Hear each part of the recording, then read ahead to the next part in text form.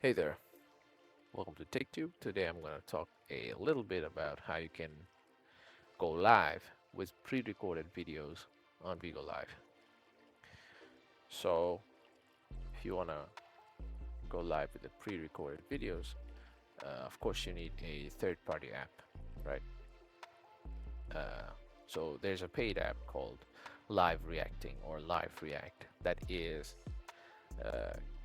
kind of good when you want to go live with pre-recorded videos again. So, or you can use the third-party apps that can play a pre-recorded video and display that or project that to your live, right? It's very simple. You just need third-party apps. So that's it. Yeah, that's it. If this content helped you, make sure you like, share, and subscribe to the channel. Thank you.